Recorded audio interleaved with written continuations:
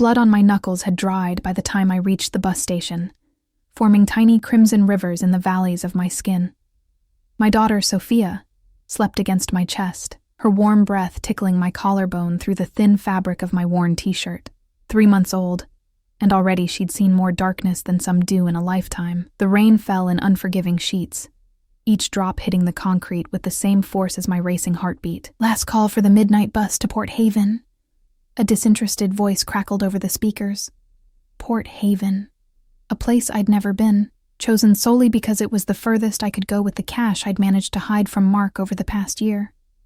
$40.17. All that stood between us and whatever came next. I shifted Sophia carefully and pulled the hood of my jacket further over her tiny head. The canvas bag hanging from my shoulder held everything we owned now. 2 changes of clothes, a half-empty package of diapers, 3 bottles, and a small stuffed rabbit with 1 ear. My fingers involuntarily traced the tender skin beneath my left eye, where the bruise was still forming from this morning's goodbye. The bus loomed ahead, its lights cutting through the rain like dull knives. I counted my steps as I approached. 1, 2, 3. Like counting the seconds between lightning and thunder to gauge how close the storm is. Except my storm wasn't weather. It was a man who knew by now that we were gone. "Ticket?" The driver barely glanced up, his face half illuminated by the glow of his small cabin light. I reached into my pocket with trembling fingers, pulling out the crumpled paper. Is this the one to Port Haven?" He nodded, stamping something onto the ticket before handing it back. End of the line. "Arrive at 5:30 a.m. Get comfortable." The bus was nearly empty, a blessing I hadn't dared hope for. I slid into a seat near the back, positioning myself where I could see everyone who boarded, but they couldn't easily see me. Mark had taught me to be paranoid, though not in the way he intended. As the engine rumbled to life, I pressed my forehead against the cool glass and whispered the same prayer I'd been repeating since I slipped out the bathroom window. "Please don't let him find us." Please don't let him find us. The bus lurched forward, and with it, tears finally broke free, silent, because I'd learned long ago that sound only invites attention. 3 hours later, Sophia's hunger cries pulled me from a fitful sleep.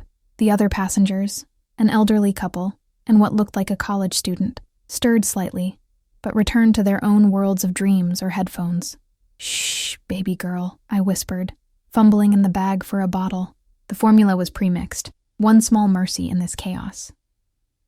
The driver announced a 20-minute rest stop at some nameless gas station, and my bladder screamed in relief. I gathered Sophia and our bag, careful not to meet anyone's eyes as I stepped into the fluorescent glare of the station's convenience store. The bathroom was single occupancy, another small blessing. I locked the door behind us and caught sight of myself in the mirror for the first time since we'd left. The woman staring back was a stranger, pale, with shadows beneath her eyes deep enough to drown in. The bruise had darkened to an ugly purple, curving from my cheekbone to the corner of my eye. My brown hair hung limp around my face, and my lips were chapped to the point of bleeding. "This is temporary," I told my reflection, as I balanced Sophia on one hip and splashed water on my face with my free hand. "We just need to keep moving." The gas station store offered little in terms of supplies, but I counted out precious dollars for more formula and a package of crackers that might quiet my own growling stomach. The cashier, a teenage girl with blue-tipped hair, looked bored until her eyes settled on my bruise. "You okay?" she asked, her voice dropping to a whisper. "Fine," I replied automatically, the lie so practiced it felt like truth. Walked into a door. She didn't believe me. I could tell by the way her eyes softened. But she didn't press.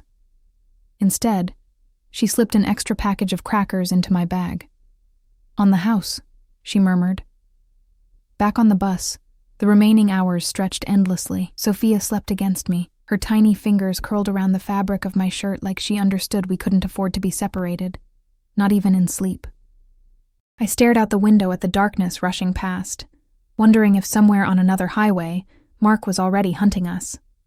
By the time we rolled into Port Haven, the sky was lightening to a dull gray, the kind of light that doesn't promise sunshine, just acknowledges that night has technically ended. The station was smaller than the one we'd left behind, a single building with peeling paint and metal benches that had seen better decades. With Sophia secured in the baby carrier against my chest, I stepped off the bus and into my new reality. The air smelled of salt and seaweed. We were near the ocean. I'd never seen the ocean before. Mark had promised to take me once, before I learned what his promises were worth. "Miss?" the bus driver called as I walked away. "You forgot this." He held out Sophia's rabbit. My heart clenched as I took it, murmuring thanks. It was the only thing she had from before, and I'd nearly left it behind. The town was just waking up as I walked its unfamiliar streets, a coffee shop with lights already blazing, a grocery store where employees were setting up produce displays, a motel with a flickering vacancy sign that made my remaining money feel even more insufficient. I needed somewhere to regroup, to figure out next steps. The coffee shop beckoned with its warmth and promise of normality. Harbor Light Cafe, the sign read, with a smaller notice beneath, "Help wanted." My heart skipped. Perhaps more than a temporary shelter? Inside, the cafe was warm and smelled of cinnamon and coffee. Only 2 tables were occupied, an older man reading a newspaper and a woman in scrubs, likely finishing a night shift. Behind the counter, a heavy-set woman with gray hair pulled into a practical bun looked up as the bell above the door announced our arrival. "Morning, honey," she called. "Take any seat you like." I chose a corner table where I could see both the door and the large windows facing the street. Old habits. The woman approached with a menu and a kind smile that faltered slightly when she saw my face. Her eyes, a warm brown, flickered to Sophia and then back to me with unmistakable understanding. "Coffee's on the house for new faces," she said, placing the menu before me. "I'm Marlene. I own this place." "Emma," I replied, using the name I'd practiced, not my real name, but close enough that I'd remember to answer to it. "And this is Sophia. Beautiful baby," Marlene said. "How old?" 3 months. She nodded, and I saw calculations happening behind her eyes. "You just get to town?" I hesitated, wondering if honesty was a luxury I could afford. "Yes. This morning." "Got a place to stay?" I shook my head. Marlene's lips pressed together, food first. "Then we'll talk." She brought me eggs and toast I hadn't ordered, setting them down with a firmness that brooked no argument. "Eat. Babies need their mamas strong." The food was the first hot meal I'd had in days, and I nearly wept at the simple kindness of it. As I ate, Marlene checked on her other customers, refilled coffees, and eventually returned to my table, sliding into the seat across from me. "That help wanted sign," she said without preamble. "It's real. I need morning help, 6 to noon, 6 days a week. There's a room above the cafe. Nothing fancy, but it's clean. Comes with the job if you want it." My fork clattered against the plate. "You don't know me." "I know enough," Marlene replied, her eyes drifting to my bruise again. "Been where you are, honey. Someone gave me a chance once. I'm just passing it on." Hope, dangerous, fragile hope, flickered in my chest. "When would you need me to start?" "Tomorrow." "Today, you get settled. Room's got a crib already. My grandbaby uses it when my daughter visits." I opened my mouth to thank her, but the bell above the door chimed again, cutting me off. Something in the atmosphere of the cafe shifted instantly. The air seemed to thicken, carrying a new tension that raised the hair on my arms. I turned slightly, just enough to see the newcomers without being obvious. 3 men had entered, 2 flanking a third. The 2 on the outside were clearly security, broad-shouldered, vigilant eyes sweeping the room, hands positioned for easy access to whatever weapons they undoubtedly carried beneath their expensive jackets. But it was the man between them who commanded the space. Tall, with the kind of presence that didn't need to announce itself. His suit was charcoal gray, impeccably tailored to shoulders that spoke of strength carefully contained. Black hair, just long enough to reveal a natural wave, was swept back from a face that artists would want to sculpt, all defined angles and perfect symmetry. But it was his eyes that caught and held me. Deep blue like the ocean at midnight, observant in a way that suggested nothing escaped his notice. Those eyes scanned the cafe methodically until they landed on me. Something flickered in them. Interest? Curiosity? Before moving on. But that brief connection left me feeling exposed, as if he'd seen through every defense I'd constructed. "Mr. Castellano," Marlene said, standing quickly. "Your usual table is ready. The name meant nothing to me, but the way she said it, with respect tinged with caution, told me everything I needed to know. This man was important in Port Haven, the kind of important that came with power. The trio moved to a table near the back, private but with clear sightlines to both exits. The two security men remained standing while Mr. Castellano sat with his back to the wall. "Marlene," I whispered as she prepared to head to their table. "Who is that?" She glanced over, then back to me. "Gabriel Castellano owns half the waterfront, shipping business, they say." The way she said "they say" carried volumes of unspoken meaning. "He's a good customer, polite, tips well. That's all you need to know." As she walked away, I felt those midnight blue eyes on me again. I didn't need to turn to confirm it. My skin prickled with the awareness of being watched. Sophia stirred against my chest, letting out a small whimper that quickly escalated to a cry. I reached for the bottle I'd prepared earlier, but in my nervousness, it slipped from my fingers, clattering to the floor and rolling of all the possible directions, directly toward the feet of Gabriel Castellano. Before I could move, he bent down and retrieved it, rising smoothly from his chair. His security tensed visibly, but a slight gesture from his hand kept them in place as he approached my table. Up close, he was even more intimidating, not in the crude, volatile way Mark had been, but in the complete control he emanated. Power contained and precisely wielded. "I believe this belongs to you," he said, his voice a deep baritone with the faintest trace of an accent I couldn't place. He held out the bottle, and I noticed his hands, strong, with long fingers, and a heavy gold signet ring on his right hand. "Thank you," I managed, taking it without allowing our fingers to touch. His gaze moved from me to Sophia, then back to my face, lingering for just a moment too long on the bruise I'd failed to conceal with my hair. "New to Port Haven?" he asked, though something in his tone suggested he already knew the answer. "Just passing through," I lied, clutching Sophia closer. Something that might have been a smile touched the corner of his mouth. Port Haven has a way of keeping people longer than they expect. His eyes held mine for another heartbeat, before he inclined his head slightly. "Welcome, nonetheless." He returned to his table, leaving me with an inexplicable feeling that something momentous had just occurred. Some turning point I hadn't recognized until I was already past it. Marlene returned moments later, her expression unreadable. "He paid your bill," she said quietly, and added something extra to help with the baby. She slid an envelope across the table. Inside was $500 in crisp bills. "I can't accept this," I whispered, shocked by the amount. "In my experience," Marlene replied, watching as Castellano conferred with his men, "it's best not to refuse what he offers." She patted my hand. "Consider it Port Haven's welcome gift." As I gathered Sophia and our meager belongings to follow Marlene to what would be our new temporary home, I felt those midnight eyes tracking our movement.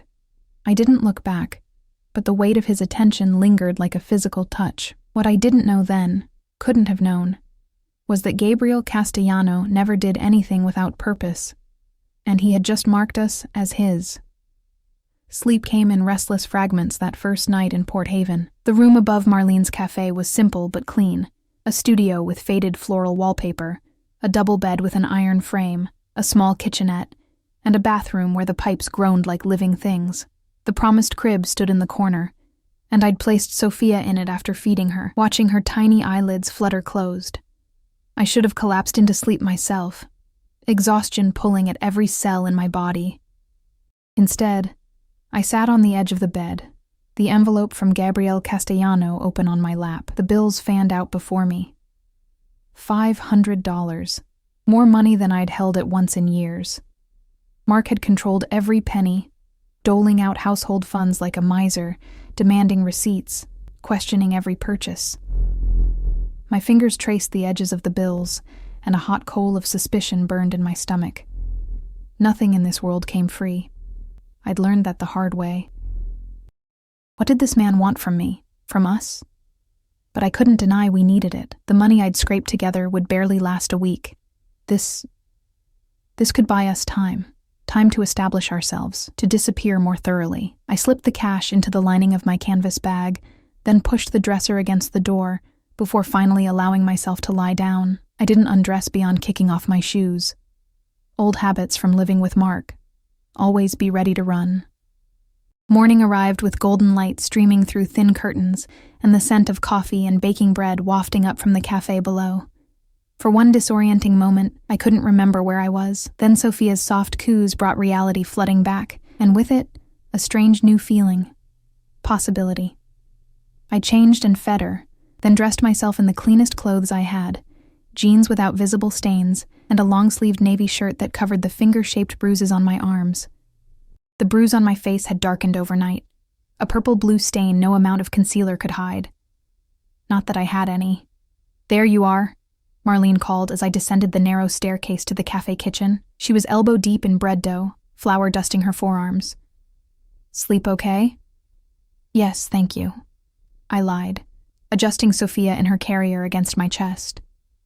Marlene's eyes narrowed slightly, but she nodded. "Good. I'm showing you the ropes today.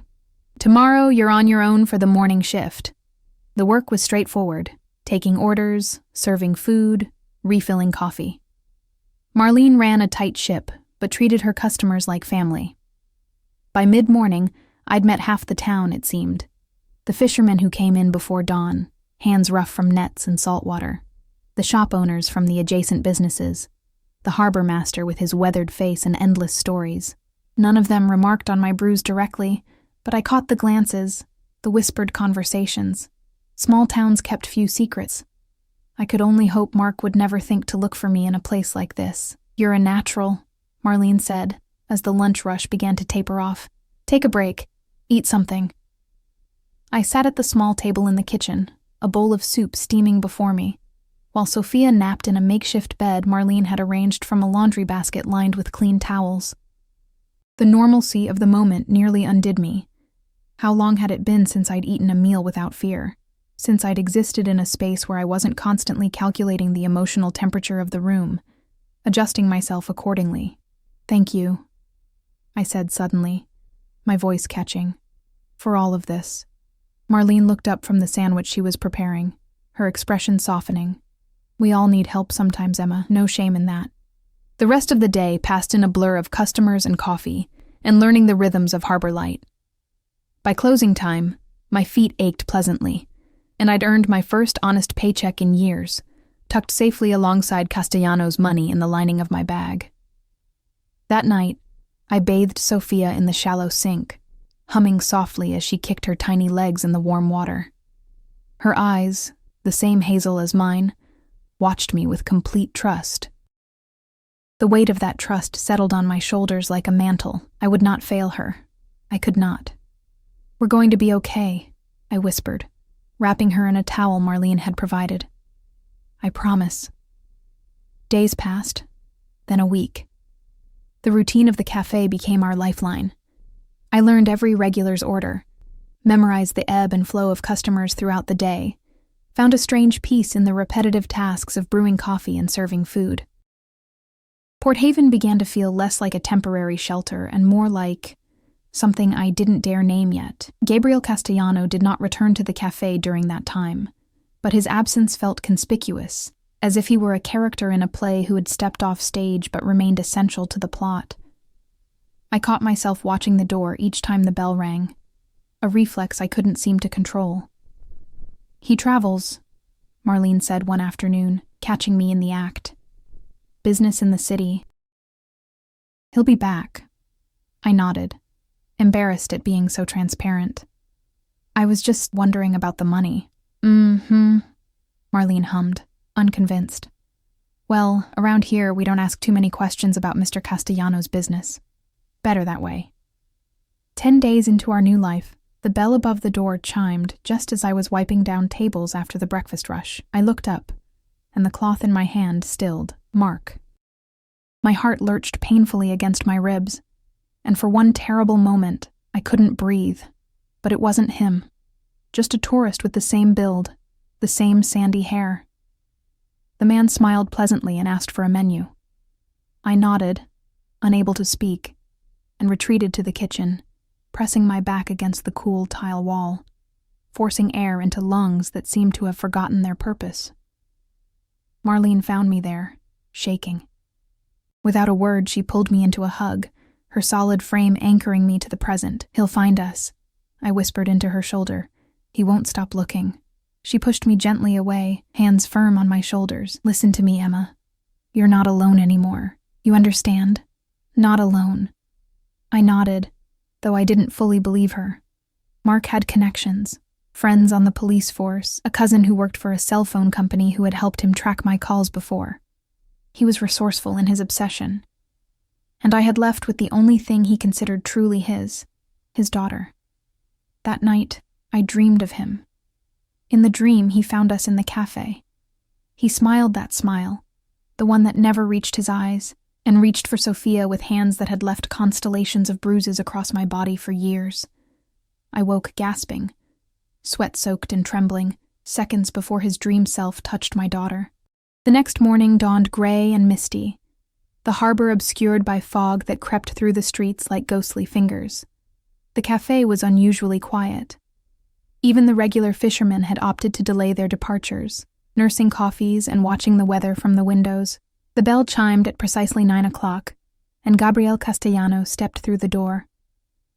This time, only one security detail accompanied him, a broad-shouldered man with vigilant eyes, who took up position near the entrance while Castellano made his way to the counter.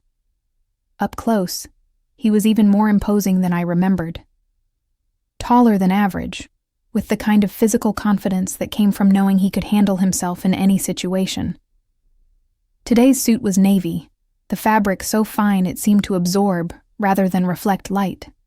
His signet ring gleamed dully in the cafe's warm lighting. "Good morning," he said, voice low and rich as aged whiskey. "Emma, isn't it?" My surprise must have shown on my face, because the corner of his mouth lifted slightly. "Marlene mentioned you. How are you finding Port Haven?" "It's peaceful," I replied, suddenly aware of every patron in the cafe watching our interaction with undisguised interest. "What can I get you?" "Black coffee."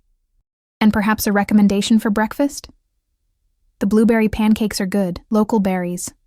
I was proud of how steady my voice remained, though my pulse hammered in my throat. "Perfect." His eyes, those midnight blue eyes, drifted to my cheek where the bruise had faded to a sickly yellow-green.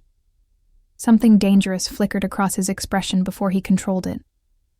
"I'll take a table by the window." As I prepared his order, I felt the weight of his attention like a physical thing, not the predatory assessment I'd grown accustomed to from Mark, but something different. A calculation, certainly, but layered with something that felt almost like concern. I dismissed the thought as wishful thinking and carried the coffee and pancakes to his table. He thanked me with a slight inclination of his head, then gestured to the empty chair across from him. "Join me for a moment?" It wasn't truly a question, despite its phrasing. I glanced around the cafe. Most of the customers had left, and Marlene nodded encouragingly from behind the counter. I sat, keeping my hands folded in my lap to hide their trembling. "How is your daughter?" he asked, cutting into the pancakes with precise movements. "She's well. Sleeping upstairs with Marlene's niece watching her." He nodded. "I understand you've taken the job here permanently." "For now," I hedged. "We're still figuring things out." His eyes met mine, and I had the distinct impression he saw far more than I wanted to reveal. Port Haven can be a good place for new beginnings, especially for those who need discretion. My breath caught. "I don't know what you mean." "I think you do." He took a sip of coffee, his gaze never leaving mine. "This is a small town, Emma. People talk. But they also protect their own. I'm not... You could be." He set down his cup.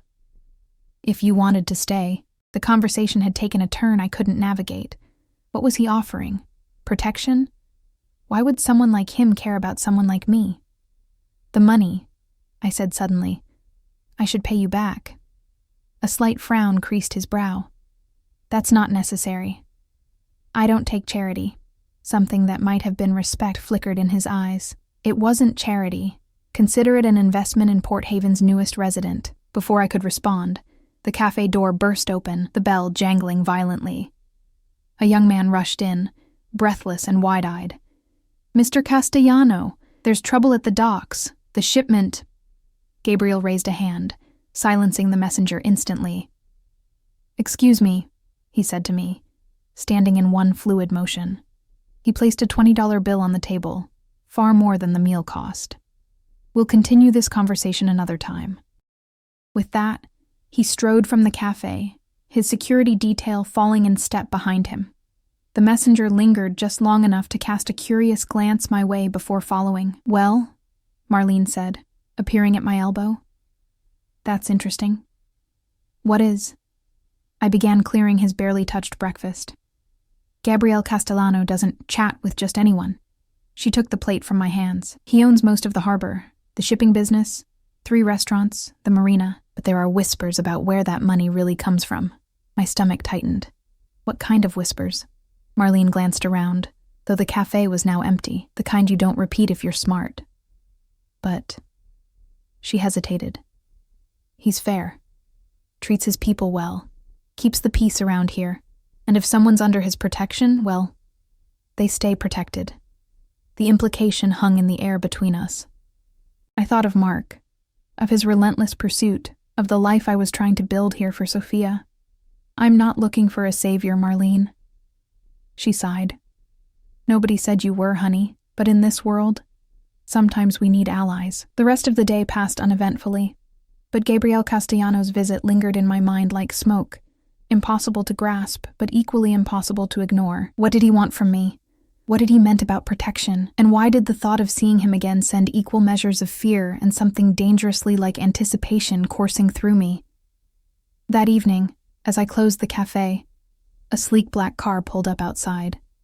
My heart jumped to my throat until I recognized the driver as Castellano's security detail. The back door opened, but no one emerged. I hesitated, keys clutched in my hand, torn between retreating inside and approaching the vehicle. Curiosity, or perhaps something more reckless, won out. I approached cautiously, stopping a few feet from the open door. Gabriel Castellano sat inside, his expression unreadable in the dim interior. I apologize for the dramatic arrival, he said, his voice carrying easily in the quiet evening air. But I wanted to finish our conversation from this morning. I'm listening, I said, maintaining my distance. Get in, please. Just for a moment. Every instinct honed by years with Mark screamed danger. Never put yourself in a position where escape is difficult. Never surrender control. And yet, something about Gabriel Castellano felt different. The danger he exuded wasn't chaotic like Mark's, but controlled, directed.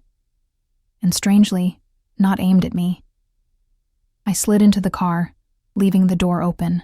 A small act of defiance or perhaps self-preservation. The interior smelled of expensive leather and a subtle cologne that reminded me of cedar and something spicier beneath. Gabriel sat with casual elegance, one arm resting along the back of the seat, his body angled toward me. You're running from someone, he said without preamble. Someone who hurt you. It wasn't a question. I said nothing, my throat suddenly dry. This person? He's the father of your child? I nodded, unable to find words. And you believe he's looking for you? Another nod. Gabriel's expression remained impassive, but something in his eyes hardened. Port Haven is my town, Emma. I know everyone who comes and goes. If you choose to stay here, I can ensure your safety. Why? The question escaped before I could stop it. Why would you help me? You don't know me. Let's say I have a particular dislike for men who abuse women. His voice remained even, but I sensed currents beneath the surface, deep and dangerous, especially when children are involved. I studied his face, searching for deceit or hidden motives. And what do you want in return? A flicker of surprise crossed his features. Not everything comes with a price. In my experience, it does. He inclined his head slightly, acknowledging the point. Nothing from you directly, but having respectable businesses in town, like Harbor Light, is good for the community. Your presence there contributes to that. It sounded reasonable, but instinct told me there was more he wasn't saying. Still, what choice did I have? Mark would find us eventually. Without help, without protection, we would be back where we started. Or worse. How would this work? I asked cautiously. Simple. You continue as you are. If anyone comes looking for you, my people will know. They'll be redirected. He paused, watching my reaction. You won't need to interact with me or acknowledge any arrangement exists. Your life remains your own. The offer hung between us, tempting, terrifying. I need to think about it, I said finally. He nodded once. Of course. Take your time. He reached into his jacket and produced a small card with just a phone number embossed in black. When you decide. I took it, our fingers brushing briefly. A current of something electric passed between us, and I withdrew my hand quickly. Thank you for hearing me out, he said, his voice softer now. Good night, Emma. I exited the car, clutching the card like a talisman as the vehicle pulled smoothly away from the curb. Above me, the stars had emerged from behind the day's clouds, scattered like diamonds across black velvet. For the first time since fleeing Mark, I felt the faintest glimmer of hope. Not safety. I wasn't naive enough to believe that yet. But possibility. A chance that Sophia might grow up without looking over her shoulder, without inheriting my fear. The card in my hand felt warm, almost alive. Gabriel Castellano was offering protection. But instinct told me accepting it would change everything. The question was whether I was brave enough to find out how. 3 weeks into our new life in Port Haven, I began to breathe more freely. Each day followed a reassuring pattern. Morning shifts at Harbor Light, afternoons spent with Sophia exploring our small town, evenings of quiet domesticity in our room above the cafe. I found myself smiling more, the constant knot of tension in my shoulders gradually loosening. Gabriel Castellano's card remained untouched in the lining of my bag, alongside his money, which I still hadn't spent. His offer of protection lingered in my thoughts, especially at night when shadows played across the walls, and every creak of the old building sent my heart racing. But each morning, bathed in sunlight and surrounded by the cheerful bustle of the cafe, the fears receded. Until the day the postcard arrived. It was innocuous enough, a generic harbor scene not unlike Port Haven itself. But the message, written in Mark's precise handwriting, turned my blood to ice. Missing you both. I'll find you soon. M. No address, just my name. Delivered directly to the cafe. Emma, you've gone white as a sheet. Marlene's concerned voice barely penetrated the roaring in my ears. I handed her the postcard wordlessly, watching her face darken as she read it. How did he find me? My voice sounded distant, disconnected from my body. Marlene's lips pressed into a thin line. Port Haven isn't exactly hidden. Could have been luck, or maybe... She hesitated. Maybe what? Maybe someone recognized you. Your picture, I mean. Cold dread pooled in my stomach. He filed a missing persons report. It made perfect sense. Mark, the devoted husband, desperately searching for his missing wife and infant daughter. The authorities would sympathize. Who wouldn't? They wouldn't see the monster behind the mask of concern. I have to leave. The words tumbled out as panic rose in my throat. Tonight. We can't stay here. Marlene grasped my trembling hands. Or you could call him. Who? She nodded toward my bag, where Gabriel's card lay hidden. You know who.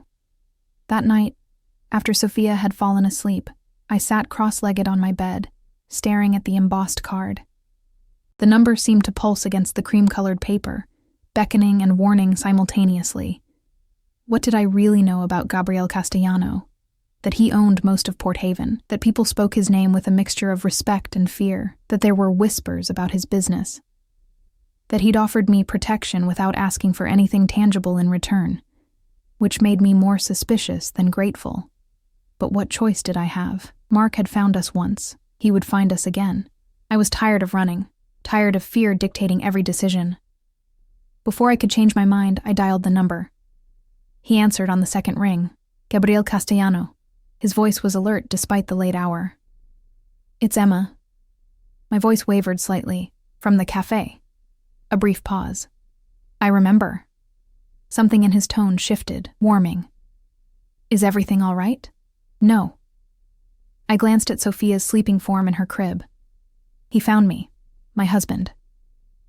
Gabriel was silent for a moment. Are you in immediate danger? I don't think so.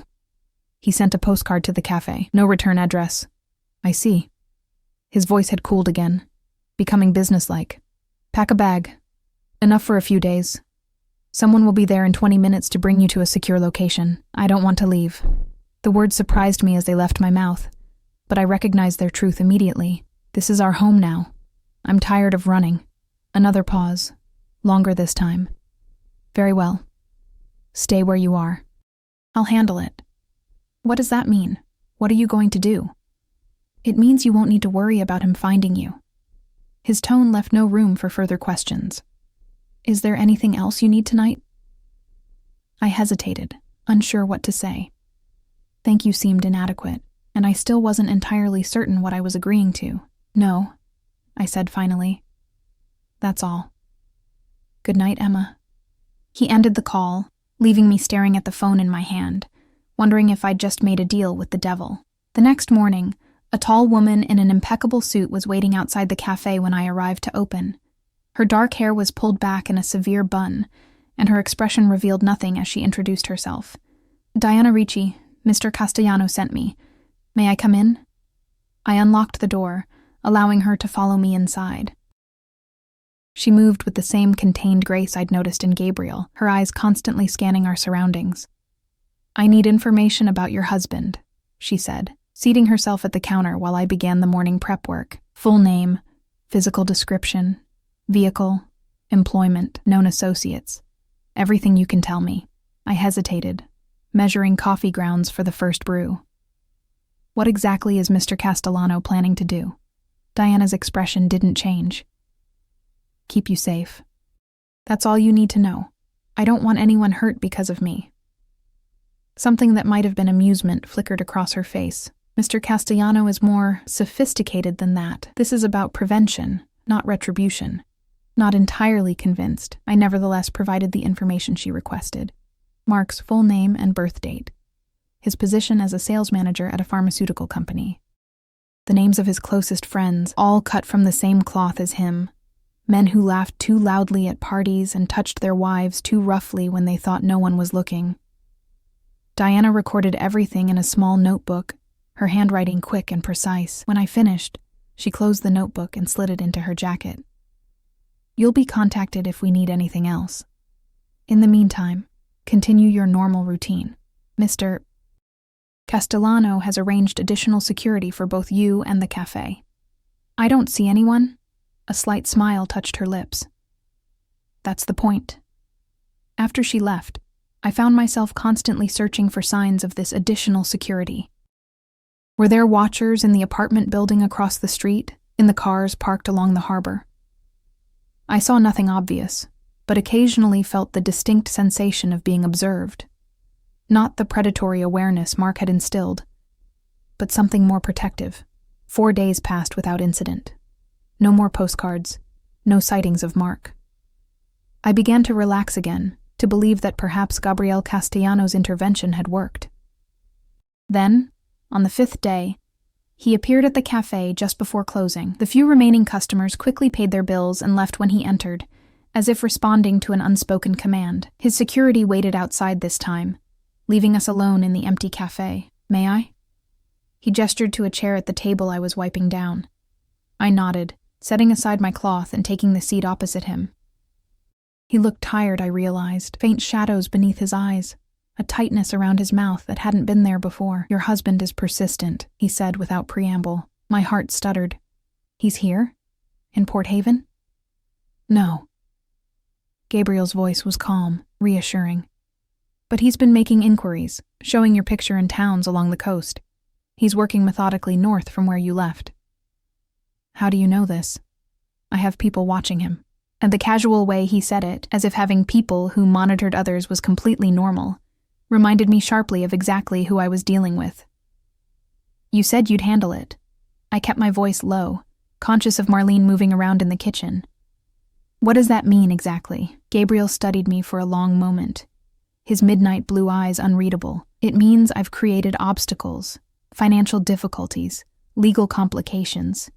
His credit cards have been declined.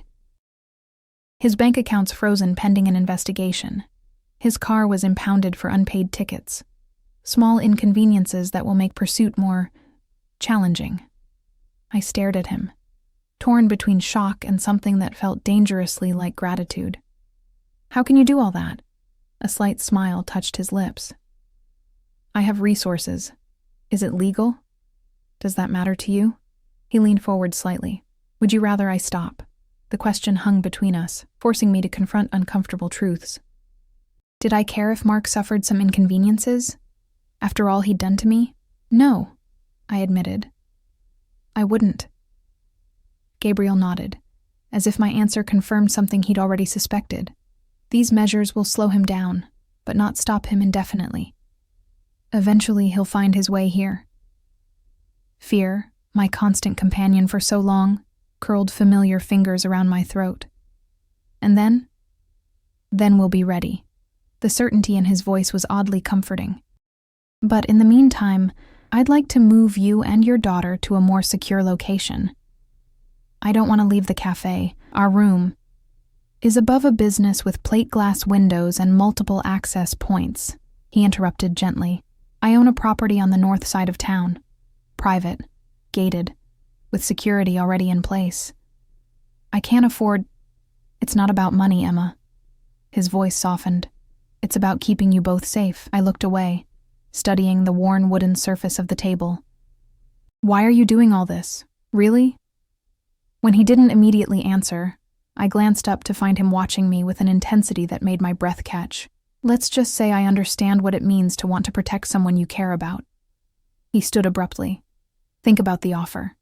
Diana will be in touch tomorrow for your decision. After he left, I moved through the closing routine mechanically, my mind churning with conflicting emotions. Gabriel Castellano was clearly dangerous, a man with the power to freeze bank accounts and fabricate legal problems on a whim. The rational part of me recognized the risk in becoming further entangled with someone like him. But another part, the part that had endured years of Mark's escalating abuse, that had finally found the courage to flee with nothing but a canvas bag and a 3-month-old, recognized something in Gabriel that transcended simple categories of good and bad. A complexity. A code of honor I didn't fully understand but sensed was unbreakable once given. That night, I dreamed of Mark again. He stood outside Harbor Light, his face pressed against the glass, eyes finding me unerringly through the crowd of customers. But this time, as he reached for the door, a shadow fell across him, tall and commanding. Gabriel. In the strange logic of dreams, they faced each other like ancient enemies, neither speaking, neither moving, while I stood frozen between them. I woke gasping, sheets tangled around my legs, the dream still vivid behind my eyes. Sophia stirred in her crib but didn't wake, her tiny fist pressed against her cheek. The clock read 3:17 a.m. Unable to return to sleep, I moved to the window that overlooked the harbor. The water gleamed silver under a nearly full moon, boats bobbing gently at their moorings. Port Haven slept, peaceful and oblivious to the storm gathering on its horizon. I had brought danger to this place. To Marlene, who had shown me nothing but kindness, to the town that had begun to feel like home. By morning, my decision was made. Diana arrived precisely at 9, her expression as impassive as before. Mr. Castellano asked me to convey that the property is ready whenever you are. Today, I said, surprising myself with my certainty. We'll move today.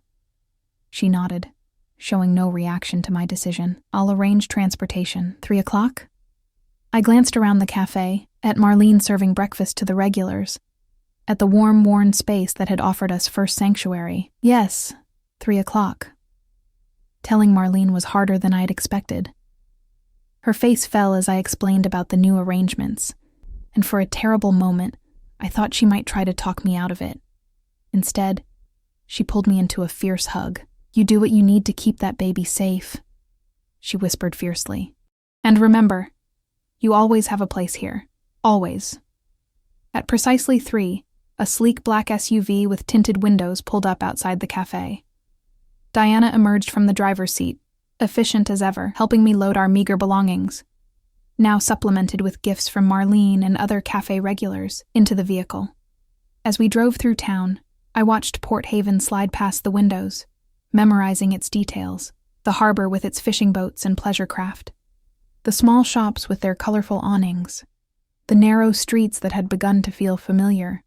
We headed north, following the coastline before turning onto a private drive nearly hidden between tall pine trees. An ornate iron gate swung open as we approached, closing silently behind us. The driveway curved through manicured grounds before revealing a house that took my breath away. A modern structure of glass and stone perched on a cliff overlooking the ocean. "This is it?" I asked, unable to keep the awe from my voice. Diana's expression softened slightly.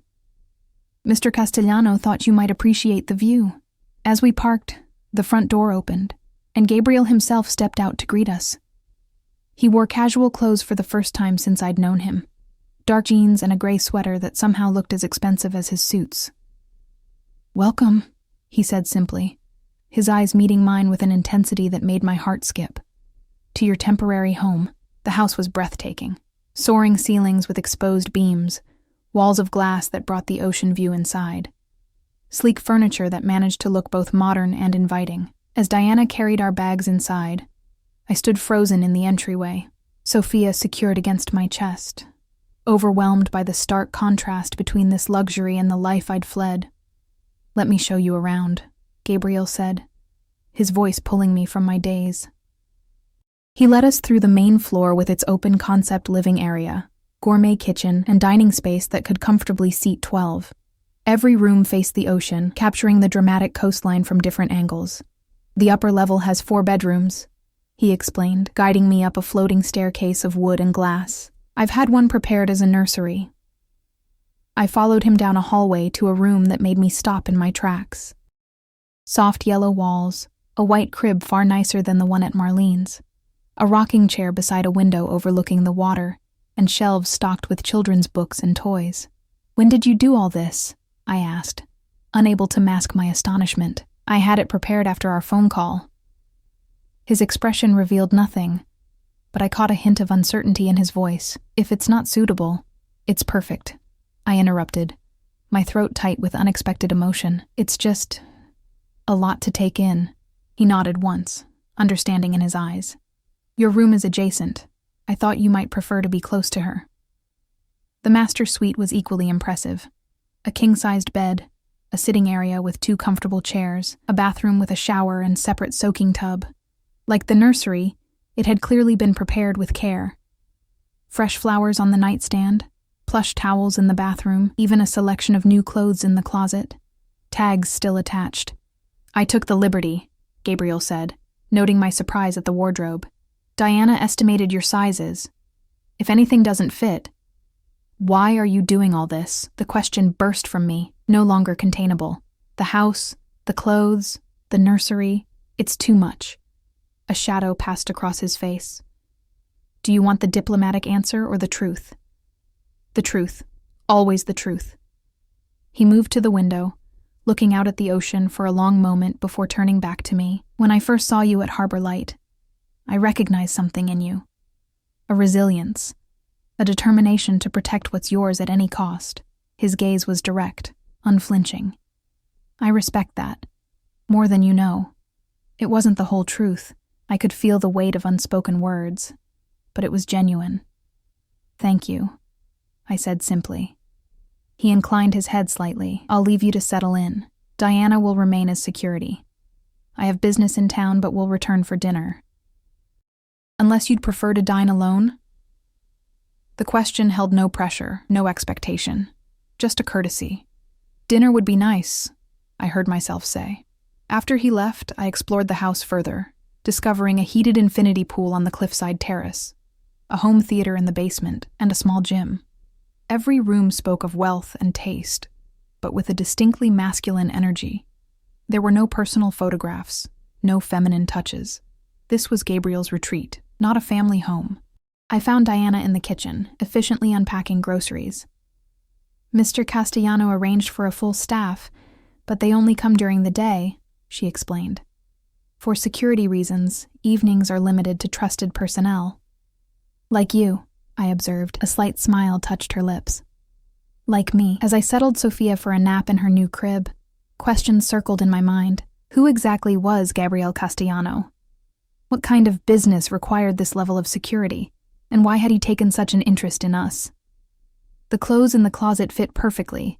Designer jeans, cashmere sweaters, silk blouses. I chose a simple navy dress for dinner, the fabric soft against my skin. It had been years since I'd worn anything nice. Mark had preferred me in clothes that wouldn't attract attention. Gabriel returned just after 7, the sound of his car on the gravel driveway sending an unexpected flutter through my stomach. He'd changed into a charcoal suit that fit his broad shoulders perfectly, his dark hair slightly damp as if he'd just showered. "You look lovely," he said when I came downstairs, Sophia in my arms. His eyes held appreciation without objectification, another contrast to Mark that didn't go unnoticed. Dinner was served on the terrace, the setting sun painting the sky in dramatic oranges and pinks. A private chef had prepared the meal. Seafood caught that day, fresh vegetables, warm bread. Gabriel poured wine into crystal glasses, the ruby liquid catching the fading light. "To new beginnings," he said, raising his glass. I hesitated, then touched my glass to his. To new beginnings. The conversation flowed more easily than I'd expected. Gabriel asked about my background, where I'd grown up, my education. I found myself sharing pieces of my past I rarely discussed. My childhood in a small Midwestern town, the scholarship to study nursing that I'd abandoned when I met Mark, the dreams I'd set aside. "And now?" he asked, his attention completely focused on me. "What do you want for your future?" The question startled me. It had been so long since anyone had asked about my desires, my aspirations. "Safety," I said automatically. "For Sophia. Beyond that," he pressed gently, "just for you." I looked out at the darkening ocean, searching for answers. I don't know anymore. For so long, survival was the only goal. He nodded, understanding in his eyes. "When you're ready to want more, the possibilities are endless." The simple confidence in his voice, as if my potential was an undisputed fact, warmed something long cold inside me. As we finished dessert, a decadent chocolate creation that melted on the tongue, Gabriel's phone vibrated. He glanced at it, a frown creasing his brow. "I apologize, but I need to take this. Business." I nodded, watching as he stepped away, his posture shifting subtly, shoulders straightening, jaw tightening. When he returned, the easy companionship of dinner had been replaced by a controlled tension. "Is everything all right?" I asked. A complication. His smile didn't reach his eyes. "Nothing for you to worry about, but I did worry, especially when Diana appeared at his side, their hushed conversation carrying an urgency that was impossible to miss. Something had happened. Something significant. "I'm afraid I need to go out again," Gabriel said, turning back to me. "Diana will remain here. The house is secure." Is it about Mark?" The question escaped before I could stop it. His expression softened slightly. "No. This is unrelated. Try to get some rest. We'll talk more tomorrow." After he left, the house felt larger, emptier. I put Sophia to bed in her beautiful new nursery, singing softly until her eyes fluttered closed. Then I wandered downstairs, restless energy making sleep impossible. Diana found me in the kitchen, making tea. "You should know," she said without preamble, "that Mr. Castellano has assigned additional security to the perimeter tonight. Standard procedure when he's away." "Where did he go?" She hesitated, measuring her words. "To handle a business matter. What kind of business requires middle-of-the-night meetings? The kind that pays for houses like this," she replied, with a directness I hadn't expected. "Mr. Castellano's enterprises are varied and complex." "Illegal?" I asked bluntly. Diana's expression remained neutral. "I believe he prefers extra-legal in certain circumstances." The confirmation of what I'd suspected sent a chill through me, despite the warm tea in my hands. I was staying in the home of a man involved in criminal activities, accepting his protection, eating his food, wearing clothes he'd provided. "He's a good man," Diana said, reading my thoughts with uncanny accuracy. "Better than most who live entirely within the law." I thought of Mark, outwardly respectable, employed by a pharmaceutical company, active in the community, and the monster he became behind closed doors. The comparison was uncomfortably apt. "How long have you worked for him?" I asked. 8 years. He saved my life. She said it matter-of-factly, without elaboration, but the loyalty in her voice was unmistakable. "Get some sleep, Emma. The house is secure. No one gets in without my knowledge." Sleep, when it finally came, was restless and filled with fragmented dreams. Mark searching for us, Gabriel standing between us like a dark sentinel, Sophia crying for a father she'd never really know. I woke at dawn to Sophia's hungry cries. The events of the previous day rushed back as I oriented myself in the unfamiliar room, the move to Gabriel's house, the dinner, his abrupt departure. After feeding and changing her, I carried her downstairs, following the scent of coffee to the kitchen. To my surprise, Gabriel sat at the island counter, reading something on a tablet. He looked tired, shadows beneath his eyes suggesting a sleepless night, but he smiled when he saw us. "Good morning." He set down the tablet. "Did you sleep well?" "Well enough," I lied, accepting the cup of coffee he offered. "How was your business?" Something flickered across his face, amusement perhaps at my attempt at discretion. Resolved, for now. We settled into a strangely domestic breakfast routine, Gabriel preparing toast while I managed Sophia. The normality of it felt surreal after the tension of the previous night. "I need to ask you something," I said as we ate. "Something important." He set down his coffee cup, giving me his full attention. "Of course." "Your business, what Diana called extra-legal, does it involve hurting people?" The question hung between us, direct and unavoidable. Gabriel didn't look away or attempt to deflect. "Sometimes," he admitted, his voice low. "Not innocence, not without cause. But yes, sometimes force is necessary in my world." I nodded, absorbing this. "And the money that pays for all this house, the clothes, everything, it comes from that business?" "Yes." "I'm not sure I can be part of that world," I said carefully. "For Sophia's sake."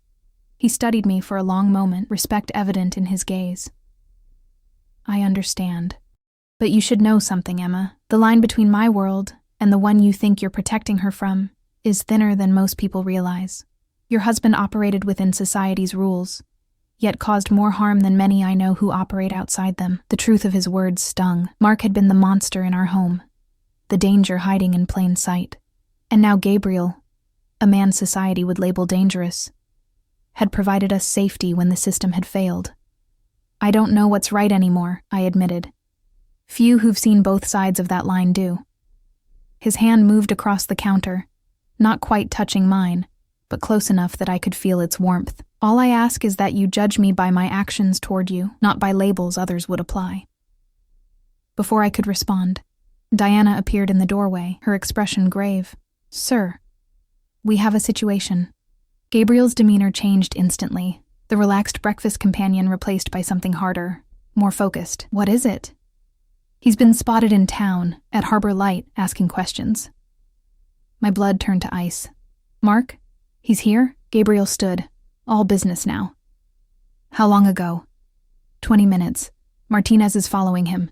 He's checked into the Harbor Inn. He found me," I whispered, clutching Sophia closer. "How did he find me?" Gabriel turned to me, his expression controlled but intense. "This changes nothing. You're safe here. He doesn't know about this house, about the connection between us." "He'll keep looking," I said, fear making my voice shake. "He won't stop until he finds us." "Then perhaps it's time we stopped playing defense." Gabriel's voice had cooled to something dangerous. "Diana, prepare the study. I need to make some calls." As Diana left, Gabriel knelt before me, his eyes level with mine. "I promised you protection, Emma. I intend to keep that promise, but I need to know how far you want me to go." The implication was clear. He could make Mark disappear, permanently. The thought should have horrified me, but all I felt was a complicated tangle of emotions. Fear, relief, guilt, anger. "No," I said finally. "Not that. There has to be another way." He nodded, accepting my decision without question. "Then we'll find one. But understand this. He will never touch you or Sophia again. Not while I breathe. The fierce conviction in his voice sent a shiver through me, not of fear, but of something I hadn't felt in years. Security, protection, the knowledge that someone powerful stood between us and harm. As Gabriel left to make his calls, I moved to the window overlooking the ocean. Somewhere in Port Haven, Mark was searching for us. The past I'd fled was catching up. But this time, I wasn't alone. This time, I had someone in my corner who commanded resources I could barely comprehend. The question that remained, hovering like storm clouds on the horizon, was what price this protection would ultimately demand, and whether I was willing to pay it. The next 24 hours passed in a blur of activity. Gabriel transformed the study into a command center, with multiple phones ringing and people I'd never seen before arriving for hushed conversations. Diana remained my constant shadow, her vigilance both reassuring and a reminder of the danger that had found us. Through carefully placed sources in town, Gabriel tracked Mark's movements. He'd spent his first day in Port Haven, showing my photograph at local businesses, claiming I'd abducted our daughter during a mental health crisis. The story was calculated to elicit sympathy and assistance, the desperate father searching for his unstable wife and endangered child. He's contacted the local police, Diana informed us during a tense briefing in the study. Fortunately, the chief is amenable to our perspective. Gabriel nodded, unsurprised. And Marlene? Denied ever seeing either of them, said she'd call if anyone matching the description came in. I hugged my arms around myself, guilt washing over me. I've put her in a terrible position. Marlene can handle herself, Gabriel assured me, his hand briefly touching my shoulder. She's known who I am since she opened Harbor Light. Her loyalty isn't in question. The casual confirmation of his influence over the town should have disturbed me. But instead, I felt only relief. For once, the power dynamics that had ruled my life were tilted in my favor rather than against me. That night, I couldn't sleep. I kept imagining Mark walking Port Haven streets, showing my picture, spinning his tales of concern. How many times had I seen him switch from monster to charming husband in the blink of an eye? How many friends, neighbors, even family members had believed his version of events rather than mine? I crept downstairs, drawn to the warm glow still emanating from the study. The door stood partially open, and Gabriel's voice drifted out. Not the controlled tone I was accustomed to, but something harder, colder. "Make it clear this isn't negotiable," he was saying to someone on the phone. "Either the restraining order is approved by morning, with the evidence we've provided, or the judge can explain to his wife about his arrangement with Miss Carter." He fell silent, listening to the response, then continued, "Good. And the bank accounts?" Another pause. "Perfect. Keep me updated." I must have made some small sound because he looked up sharply, his expression softening when he saw me hovering in the doorway. "Emma, you should be resting." "I couldn't sleep," I admitted, stepping into the room. "What's happening with the restraining order?" He gestured for me to sit, rubbing his eyes briefly, a rare display of fatigue. "I've arranged for an emergency order based on documented evidence of abuse. It will be granted in the morning." "What evidence?" "I never filed police reports. I was too afraid he'd find out." Gabriel's smile held no warmth. "Evidence can be created when necessary. Photographs, medical records, witness statements. The judge won't question their authenticity." The casual admission of forgery should have shocked me, but I was beyond such reactions. In a world where Mark could beat me for years with no consequences, where he could hunt us across states and present himself as the victim, perhaps Gabriel's brand of justice was what we needed. "There's something else you should know," he continued, studying my face carefully. "I've had my people investigate your husband more thoroughly. His pharmaceutical job, it seems he's been supplementing his income. Skimming samples, selling them on the side." "What? Mark?" The revelation stunned me. He'd always been so careful, so conscious of appearances. "The evidence has been anonymously provided to his employer and the relevant authorities. Between that, the restraining order, and certain financial complications I've arranged, he'll find his options severely limited." I should have felt triumph, or at least satisfaction. Instead, a bone-deep weariness settled over me. Will it be enough to stop him? Gabriel's expression darkened. "If not, There are other measures. Not that, I reminded him quickly. We agreed. We did. He leaned forward, his midnight blue eyes intense. But understand something, Emma. Men like your husband only respect power and consequences. If legal deterrents fail, we may need to consider alternatives that fall short of permanent solutions, but still send a clear message. The implication hung between us, and I found myself nodding slowly. Mark had only ever responded to force. Emotional, physical, financial. Logic and appeals to decency had never worked.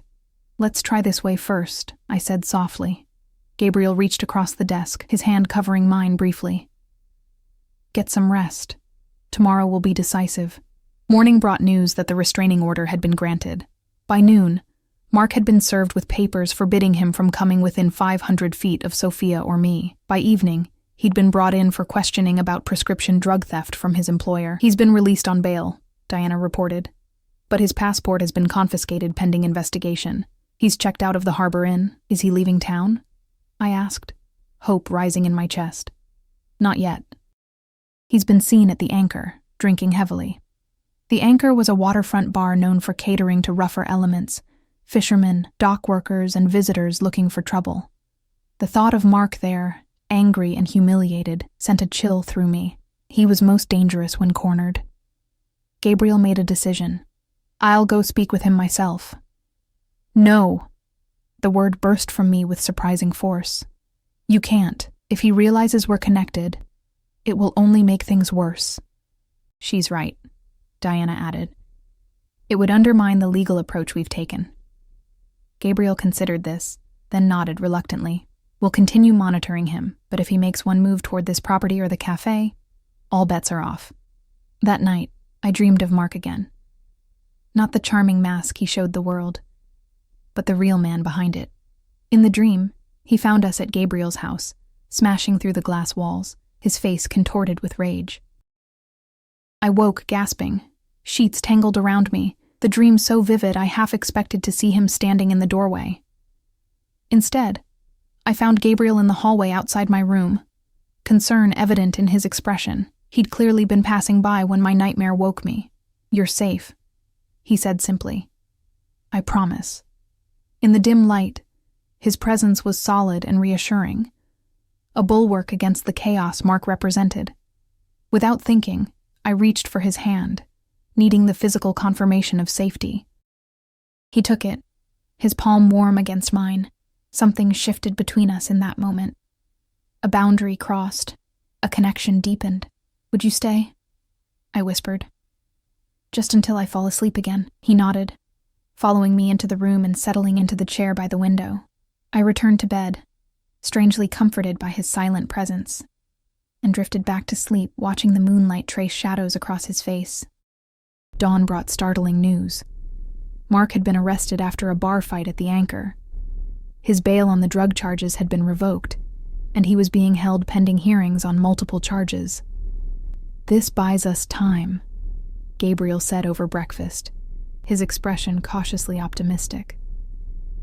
My sources say he's looking at months in custody between the various charges. Relief washed over me, so profound it left me lightheaded.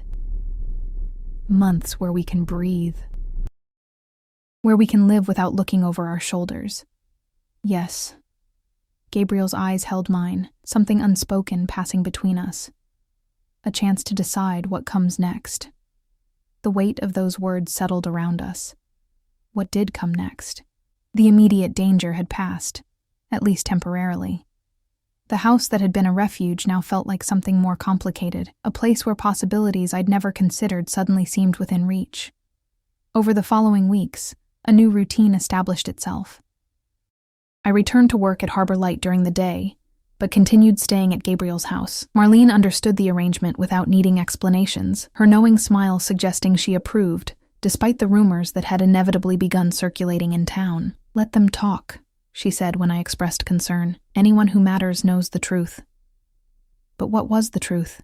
Gabriel and I existed in a strange limbo. More than protector and protected, not quite lovers. He joined us for dinner most evenings, watching with undisguised fascination as Sophia grew more animated by the day.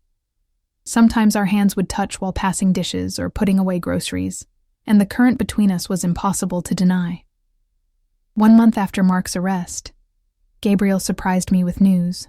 "I've spoken with a lawyer who specializes in cases like yours," he said, as we walked along the cliff path behind the house, Sophia sleeping against my chest. "She believes you have grounds for an expedited divorce and full custody, especially given the current charges against him." I stopped, the ocean breeze catching my hair. Really? Without having to face him in court? Given the restraining order and his incarceration, yes, it would be handled through representatives. Freedom, true, legal freedom, seemed suddenly within reach. How long would it take? 3 months, possibly 4. He hesitated, uncharacteristically uncertain. "There's something else. If you decided to stay in Port Haven permanently, I could help you find a place of your own, something in town, perhaps, closer to the cafe." The offer was generous, thoughtful, and completely unexpected. I'd assumed our arrangement would continue indefinitely, at least until Mark was no longer a threat. "You want us to leave?" I asked, unable to keep the hurt from my voice. Understanding dawned in his eyes. "No. God, no. But I thought you might want your independence. Your own space, without complications." By complications, I knew he meant himself, his business, his world that straddled the line between legitimate and criminal, the growing feelings between us that neither had acknowledged aloud. "What if I don't want to leave?" The words emerged before I could reconsider them, hanging in the salt-tinged air between us. Gabriel studied me, searching for certainty. "Emma, you should know what you'd be choosing. My life is not simple. There are aspects of my business that will always exist in gray areas. There are enemies. Risks. I've lived with risk," I replied. "With an enemy inside my own home. At least your dangers are honest ones." He took a step closer, close enough that I could see the flecks of lighter blue in his midnight eyes. "What are you saying?" "I'm saying I don't know what the future holds, but I'm tired of making decisions based solely on fear. Sophia and I are safe with you. We're happy here." I took a deep breath. Whatever this is between us, I'd like to see where it leads. For a moment, he remained perfectly still. Then his hand rose to gently cup my cheek, his thumb tracing the place where my bruise had once been, now healed, like so many other wounds, visible and invisible. "I've wanted to hear those words since the day you walked into Harbor Light," he admitted, his voice low and intense. "But I needed you to be sure, to choose freely, with your eyes open. They are open. Wide open." His kiss, when it finally came, was gentle, a question rather than a demand. I answered by leaning into him, my free arm encircling his waist, Sophia nestled safely between us. 6 months later, Mark's trial concluded with a 5-year sentence for drug trafficking, assault, and violation of the restraining order. The divorce was finalized, with full custody granted to me. Sophia celebrated her first birthday in the garden of the house on the cliff, now officially our home. Gabriel had formally adopted her 3 weeks earlier, the ceremony small and private but deeply meaningful. He'd wept when she'd first called him Dada, the fearsome Mafia boss undone by a toddler's love. Our marriage followed a month after that, a surprise to no one in Port Haven, where we'd long since become a recognized family. Marlene had insisted on hosting the reception at Harbor Light, where everything had begun. "To think," she'd said, wiping away tears during her toast, "it all started with a dropped baby bottle." That night, as Gabriel and I stood on our bedroom balcony overlooking the ocean, his arms wrapped securely around me from behind, I thought about the journey that had brought us here, the desperate flight from Mark, the fear that had been my constant companion for so long, the chance encounter that had changed everything. "Do you ever regret it?" I asked softly. "Getting involved with a desperate woman and her baby that day?" His lips brushed my temple, his voice warm against my skin. "Not for a single moment. You gave me something I never thought I'd have, Emma. A family. A home that's more than just a house." I turned in his arms, looking up at the man who had become my protector, my partner, my love. We gave each other second chances. Second chances, he agreed, drawing me closer. And a first chance at happiness. As we stood there under the vast canopy of stars, I knew that our story wasn't perfect. Gabriel's business still existed in those gray areas he'd spoken of. There were still aspects of his world that remained shadowed from me. But unlike the secrets and lies of my past, these were shadows we acknowledged together, navigated together. I had escaped one man's prison only to willingly enter another man's complicated world. But there was a crucial difference. This time, the door remained open. I stayed by choice, with eyes wide open, my daughter safe, my heart healing. And in the end, perhaps that's what freedom truly means. Not the absence of complexity or even danger, but the power to choose it, to face it alongside someone who values your strength rather than seeking to break it. In Gabriel's arms, watching the moonlight silvering the waves below, I had never felt more certain of my choice.